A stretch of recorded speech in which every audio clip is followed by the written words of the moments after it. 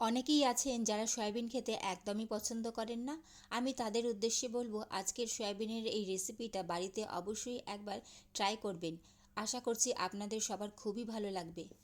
আজকের এই রেসিপিটা আমি অন্যরকম স্টাইলে বানিয়েছি, কারণ আমাদের বাড়িতেও অনেকেই আছেন যারা সয়াবিন খেতে একদমই পছন্দ করেন না। তো আমার মা মাঝে মাঝে সয়াবিনের এই রেসিপিটা বানিয়ে থাকে। তো আমি আমার মায়ের থেকে রেসিপিটা শিখে আজ আমি তোমাদের সামনে তুলে ধরলাম। তো হ্যালো বন্ধুরা, পামেলা সেচেলে সবাইকে স্বাগত। আশা করছি আপনারা সবাই খুবই ভালো আছেন। চলো তাহলে কথা না বাড়িয়ে শুরু করা যাক আজকের রেসিপি, আলু সয়াবিন কারি। রেসিপিটা বানানোর জন্য সবার প্রথমে আমি দেখো বাটির মধ্যে জল গরম করতে বসিয়ে দিয়েছি। এখন সবার ফার্স্টে আমি এর মধ্যে কিছু ডুমো ডুমো করে কেটে রাখা পেঁয়াজ দিয়ে দিলাম। এখানে আমি দুটো পেঁয়াজ ব্যবহার করেছি। এর সাথে আমি পরিমাণ মতন রসুন দিয়ে দিলাম, আর এর সাথেই দুটো শুকনো লঙ্কা, আর সাথেই একটা টমেটো আমি গোটা দিয়ে দিলাম।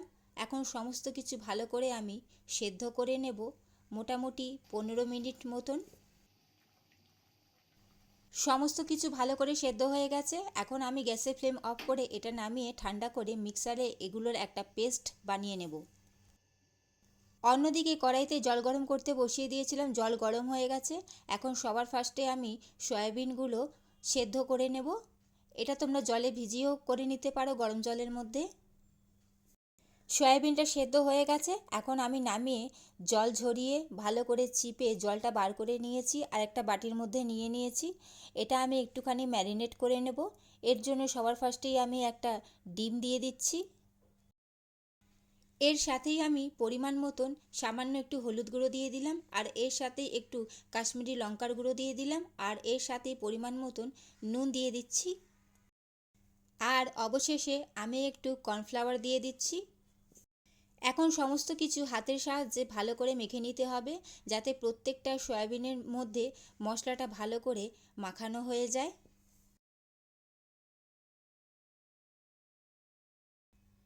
সমস্ত কিছু ভালো করে মাখিয়ে নিয়েছি। এখন 5 মিনিটের জন্য এটা একটু রেখে দেব। 5 মিনিট বাদে আমি কড়াইতে তেল গরম করতে বসিয়ে দিয়েছি। এখন সয়াবিনটা যেটা মাখিয়ে রেখেছিলাম সেটা আমি ভালো করে লাল লাল করে একটু ভাজা করে নেব। সয়াবিনের একটা গন্ধের জন্য আমার বাড়িতে কেউ কেউ সয়াবিন খেতে একদমই পছন্দ করে না। তখন আমার মা সয়াবিন এইভাবে রান্না করে ডিম দিয়ে ম্যারিনেট করে, তখন সবাই কিন্তু খেয়ে নেয়। তো তোমরা যারা খেতে ভালোবাসো না তারা অবশ্যই একবার রেসিপিটা ট্রাই করে দেখো। আশা করছি তোমাদের সবার খুব ভালো লাগবে।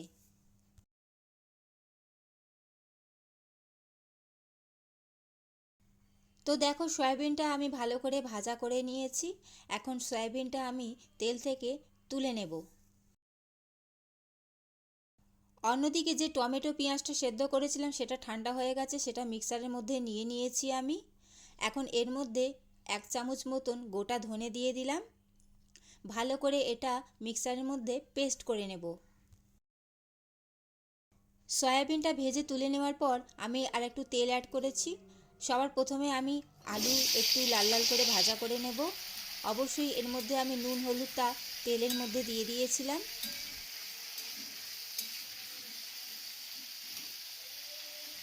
আলুটা আমি ভাজা করে নিয়েছি। এখন তেল ঝরিয়ে আলুটা আমি তুলে নেব। আলু ভেজে তুলে নেওয়ার পর ওই তেলের মধ্যেই আমি একটা শুকনো লঙ্কা আর সামান্য একটু গোটা জিরে ফোড়ন দিয়ে দিচ্ছি।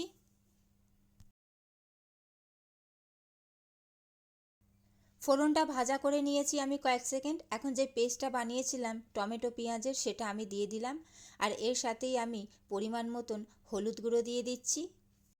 এর সাথেই একটু কাশ্মীরি লঙ্কার গুঁড়ো দিয়ে দিলাম, আর এর সাথেই পরিমাণ মতন নুন দিয়ে দিচ্ছি।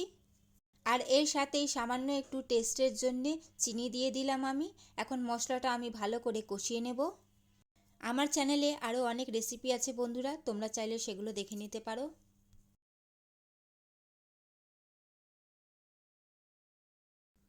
মশলা দেখো ভালো করে আমি কষিয়ে নিয়েছি। এখন ভেজে রাখা আলুটা আমি এর মধ্যে দিয়ে দিচ্ছি। এখন আলুর সাথেও মশলাটা আমি কিছুক্ষণ কষিয়ে নেব।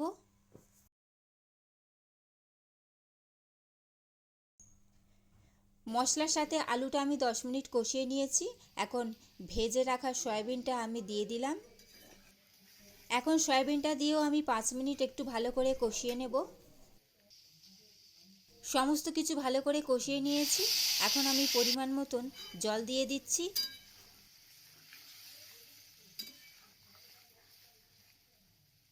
যেহেতু আমি এটা কারি বানাবো, তো সেই হিসাবে আমি জলটা অল্পই অ্যাড করেছি। এখন আমি ঢাকা দিয়ে আলুটা একটু সেদ্ধ করে নেব। যেহেতু ভাজা করা আছে, বেশিক্ষণ সময় একদমই লাগবে না।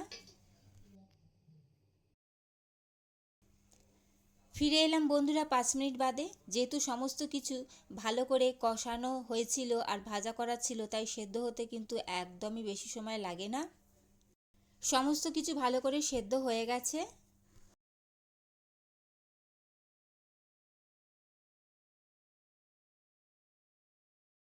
নামানোর আগে আমি ওপর থেকে একটু ধনেপাতা কুচি ছড়িয়ে দিচ্ছি। আলু সয়াবিন কারি রেডি হয়ে গেছে। আর আমি এটা একটু গ্রেভি গ্রেভি রেখেছি, খুব বেশি ঝোলও করিনি আর খুব বেশি আমি শুকনোও রাখিনি। যখন রান্নাটা বানাচ্ছিলাম, আমার দিদি মানা করেছিল সয়াবিনটা না বানাতে, কারণ ও সয়াবিন খেতে একদমই ভালোবাসে না। কিন্তু আমি ওকে বলেছিলাম একবার তুই খেয়ে দেখ, তারপর বলবি। তো খাওয়ার পর ও কিন্তু অনেক তারিফ করেছিল আমার, আর ওর খুব পছন্দ হয়েছিল আলু সয়াবিনের এই কারিটা। তো বন্ধুরা, তোমাদের কেমন লাগলো রেসিপিটা অবশ্যই সেটা কমেন্ট করে জানাবে।